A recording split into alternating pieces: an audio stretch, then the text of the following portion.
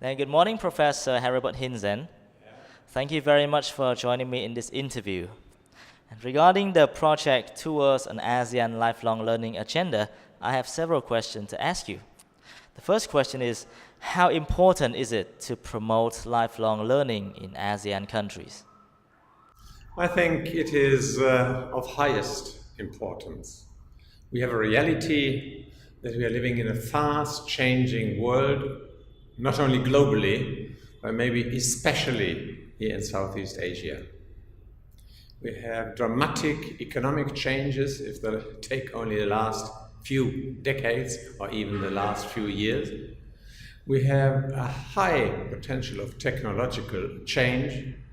We have very strong political and cultural changes. So to engage people, to motivate them, and to provide the skills they need to cope with all these changes, I think a strong education, training, and learning must be provided.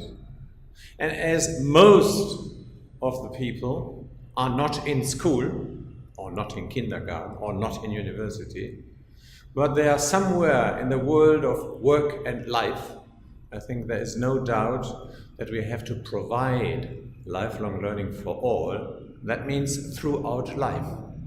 That means for many people, after and alongside work, employment. So therefore, lifelong learning has both of these very, very strong roots. It's on the one hand close to what we call the citizenship education, and the other route definitely is we have to engage in employability. So therefore these strong roots may help you to understand may help you to understand how important it is to develop a lifelong learning agenda for all countries in Southeast Asia and indeed globally. And with the importance of lifelong learning in ASEAN countries in mind, as well as the project towards an ASEAN lifelong learning agenda, why do you think this project will have a positive impact on lifelong learning in these countries? Maybe as somebody from Germany, I take a little bit of time to look back into the last 20, 30 years in Europe. We had what we may call the collapse of the Berlin Wall between East and West Germany. We had all the big changes in Western and Eastern Europe. And we had the strong will to develop what we call the European Union. It started with the European Economic Community. Few countries, more and more joined. And after the Eastern European countries were also ready to join the European Union, there was a strong will, and we had what we called this lifelong learning agenda, especially through the Memorandum for Lifelong Learning, which we had in 2000. It followed a year of lifelong learning, which we had in 1996. So all countries in the region celebrated and try to get an understanding, what does it mean, lifelong learning. So later this memorandum had the specific objective to create a strong economic, but at the same time cultural unity amongst European Union member states through lifelong learning.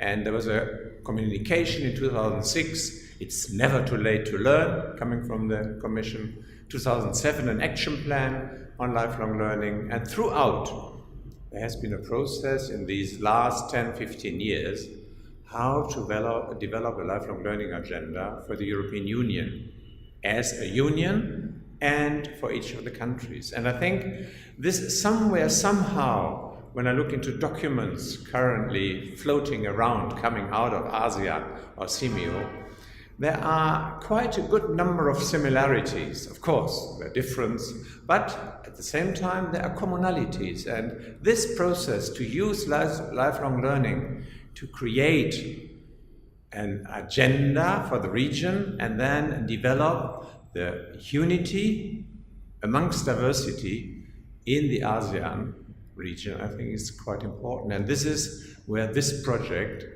can excellently help. And as consultant of this project, how would you comment on the effectiveness of the expert meeting as well as the parallel sessions over the last 2 days? To put it simple, it could not have been better. I think the preparation through SimioCell has been excellent. The provision of the services for everybody who arrived and stayed, whatever are we calling the logistics, I think everything was very, very good. The meeting itself, all the discussions, for the first time arranging that all 11 Simio member countries are present, providing all 11 country reports, and then the debate amongst colleagues on what they want to understand better what's going on in each of the countries. In the plenaries, in the working groups, alongside the wonderful lunches and dinners together where people could exchange informally, I think all that was done splendid. As I said, it could not have been done better. And the final question, what are your expectations for the follow-up actions regarding this project?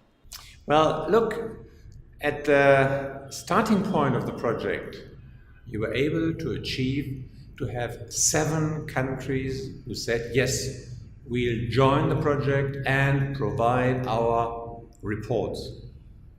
Now, all the other remaining countries argued, oh, we want to be part of the project, let us join. So now we are discussing how to extend the timeline of the project so that we can increase the number into 11 countries, so that we have a broader and a more inclusive understanding.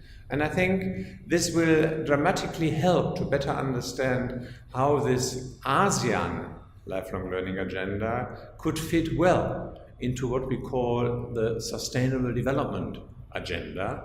And those goals, which were just provided on the level of the UN as the so-called SDG 4, with this broad understanding of ensuring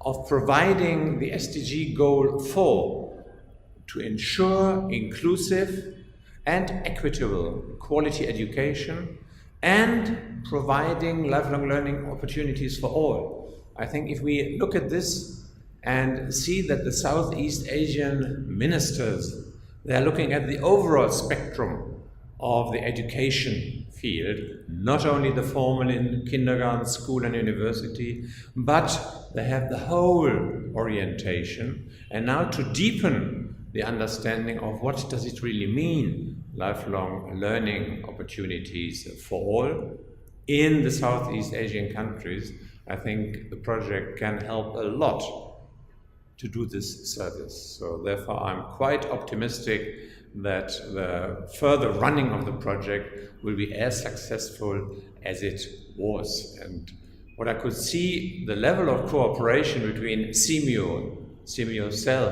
the UNESCO Institute for Lifelong Learning, DV International, all the other stakeholders, but especially with all the member states being present, I think that provided a very good understanding that this project will run successfully till the end. Thank you, Professor Hinzen. Thank you very much for joining me with this interview, for your valuable time spent with me, and this is all very valuable information that I have just obtained. Thank you. I hope I could give you a little bit of the feeling that I enjoyed the interview. Well done. Thank you.